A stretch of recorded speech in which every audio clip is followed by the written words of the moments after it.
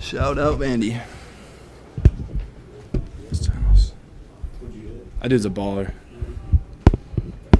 All right, you guys ready to go? Ready to go? Like you good? So you got it. All right, questions for Jaxson?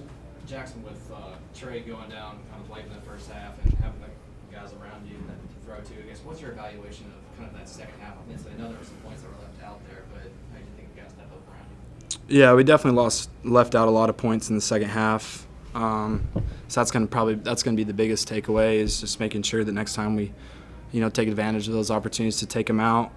But I was super proud of like guys like Jay Watt and Juice and Caden Lee and even Prescorn had a big third down conversion. So all those guys stepping up, making big plays, and then obviously like running the football, especially in that fourth quarter, was big for us. And I think this was just a really good win for our team. I can't even explain how much it hurt last week. So just being able to go through that and then stack this win and get some good momentum.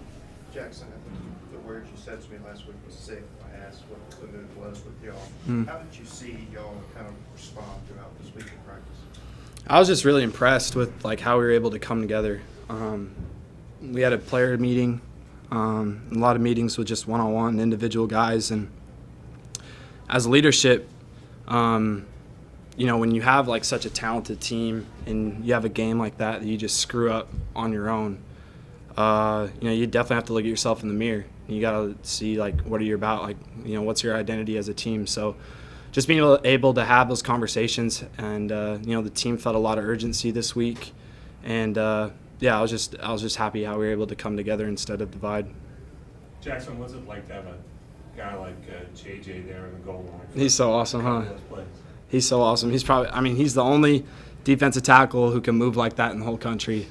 He could honestly play tight end for us too. So he's a special talent, and anytime that he's in the game and has the opportunity to have the ball in his hands, good things are going to happen, especially on the offensive side.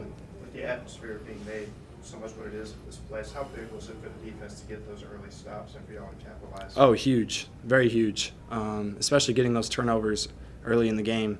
And then us being able to capitalize on those. Going up 2 scores is a really big deal, especially when you're going into somebody else's place.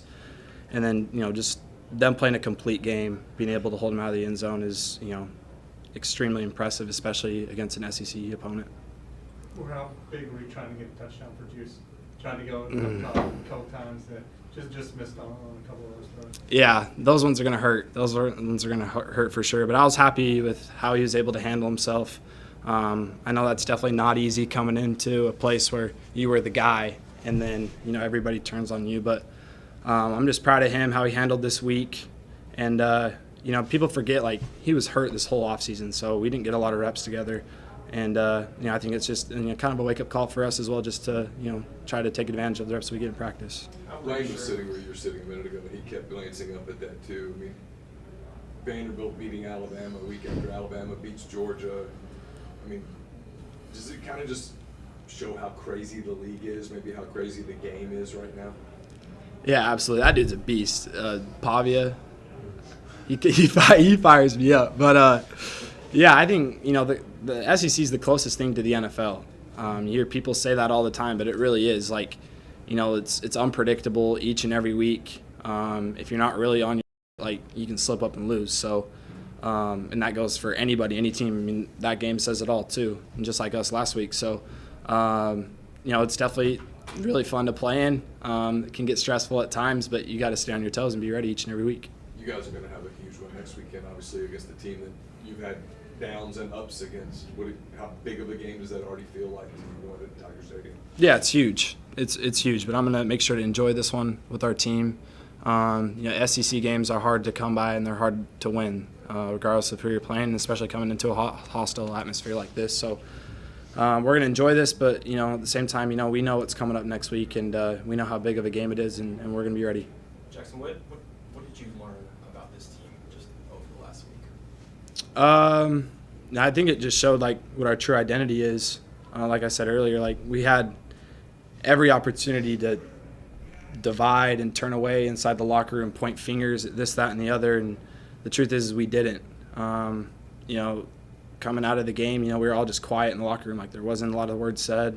You know, we all had the exact same feeling. I mean, a lot of us met up like at 2 a.m. that day, like we couldn't sleep, and we just had tough conversations. And you know, like I said, so us being able to bounce back and have a win like this, and then, you know, obviously our defense coming up and showing out in a big way was huge.